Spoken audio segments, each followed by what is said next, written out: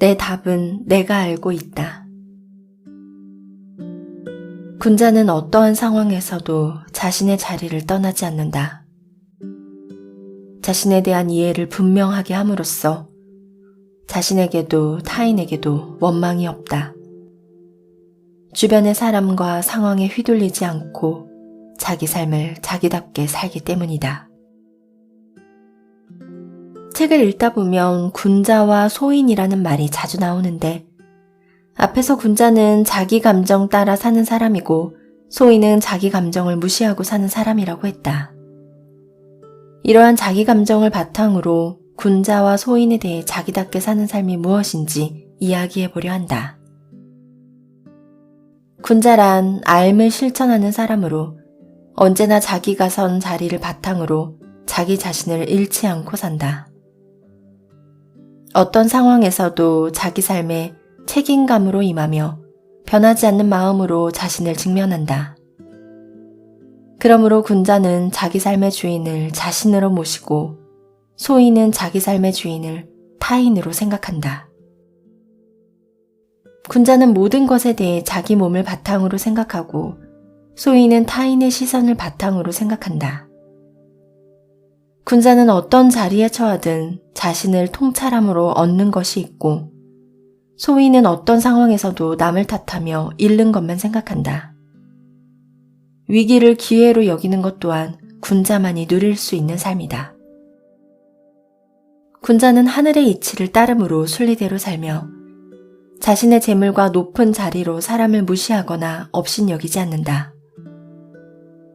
겉으로 드러난 모습이 어떠하든 자신이 소중하다는 것을 알고 자기 몸의 진실대로 살며 남을 부러워하거나 원망하지 않으며 탓하지 않는다.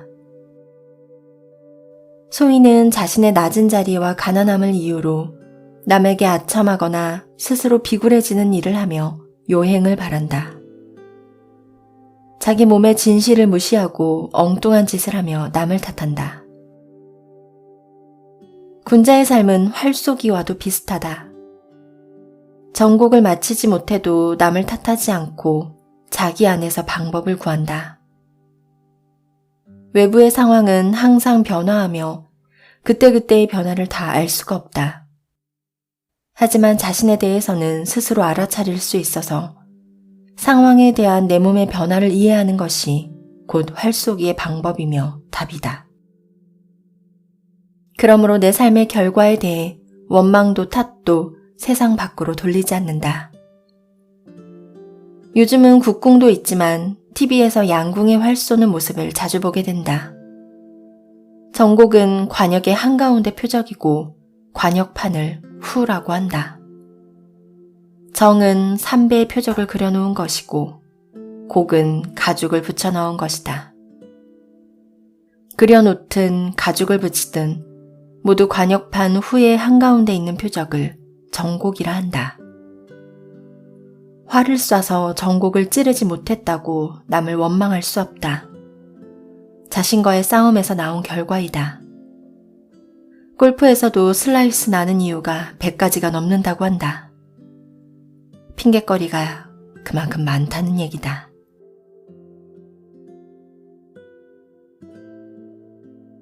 세상의 기준은 나다.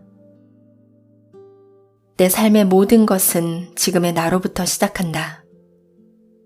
자기 자신이 좋아야 남과 지내는 것도 즐겁다. 이 모든 것이 삶의 순리다. 멀리 가려면 반드시 나와 가장 가까운 나로부터 시작해야 하고 높이 가려고 해도 가장 나와 가까운 나로부터 시작해야 한다. 즉, 모든 것은 나로부터 시작된다는 것이다. 내 몸의 진실, 내 감정의 진실을 아는 것이 중요하다.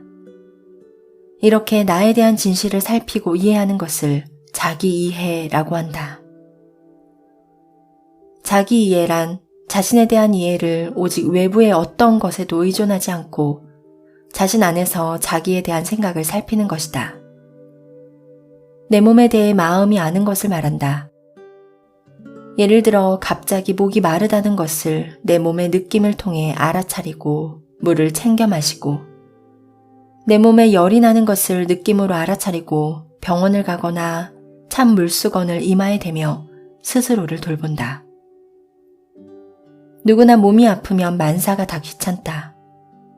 어떤 일도 내 뜻대로 할 수 없고 누구도 만나고 싶지 않다. 그러다 보면 내 삶이 송두리째 망가진다.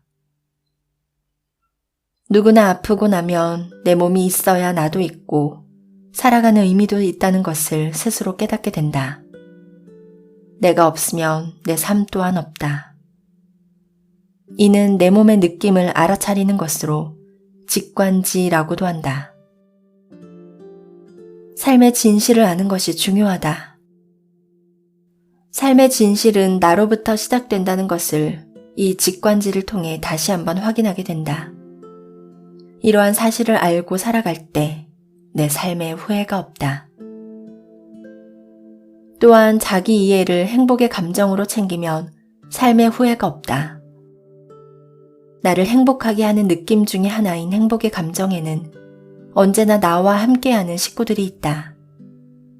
그들과 즐겁게 화합하고 기뻐하는 것은 그들을 즐겁게 하고 기쁘게 화합하는 것이 나를 즐겁게 하고 기쁘게 하는 것이기 때문이다. 이렇게 자기 몸이 사랑하는 것을 아는 내가 자기 자신에 대한 사랑을 물 흐르듯 흘려 자연스럽게 가족을 챙기게 한다. 내 몸이 세상을 살아가는 방법이라는 것을 알게 되는 순간이다. 부모 사랑이 나 사랑이고 형제 사랑이 나 사랑이며 처자식 사랑이 나 사랑이다. 그러므로 내 주변을 사랑하는 삶이 나를 사랑하는 삶이다.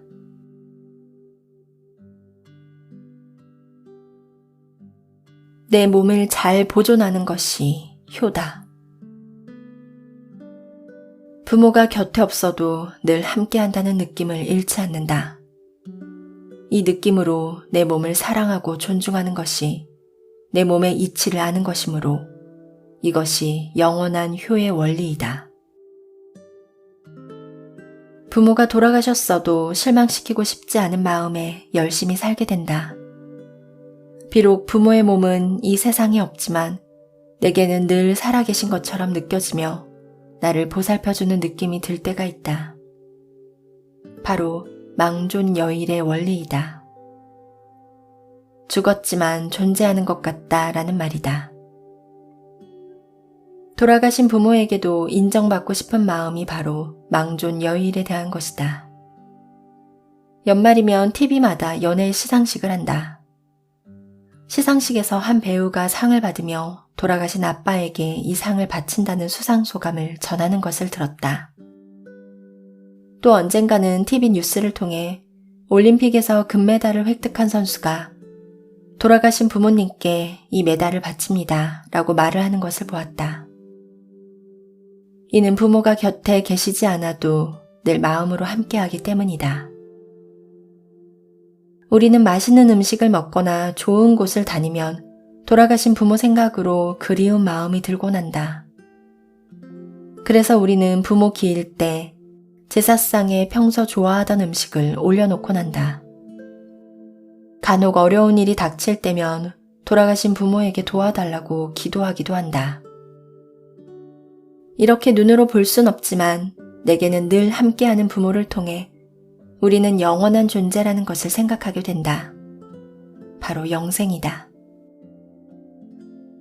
살아계실 때나 돌아가신 후에도 늘 변함없이 더 많이 생각하고 의식하게 되는 이 마음이 영생이고 이 영생을 통해 사랑을 깨닫는다. 그런데 간혹 눈에 보이는 물질을 통해 부자라서 좋은 부모와 가난해서 나쁜 부모로 나누어 생각하는 사람들이 있다. 효의 원리로 생각해 볼 때 부모도 누군가의 자녀였다.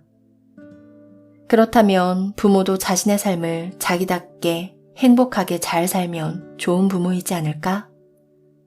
자녀와 함께 자기 사랑을 마음껏 펼치며 산 부모가 좋은 부모이다. 또 한 예로 어느 학생의 꿈이 재벌 2세인데 아버지가 노력을 안 해서 내 꿈이 이루어지지 않는다는 우스갯소리가 있다. 힘들게 지금까지 버텨왔는데 혹시 우리 자녀도 재벌 2세를 꿈꾸는 것은 아닐까? 문득 두려워진다. 물질적으로 풍요롭게 해주느냐 아니냐에 따라 부모에 대한 효도의 기준이 달라진다고 한다면 지금까지 내려온 효에 대한 원리는 설 곳이 없다. 사랑인 나와 사랑인 부모를 인식하고 사는 것이 최고의 효이며 이것이 효에 대한 인식이다. 효의 마음이 세상을 사는 이치와 다르지 않다. 부모를 모시듯 세상을 잘 살고 나를 잘 다스리는 것이 효의 원리이다.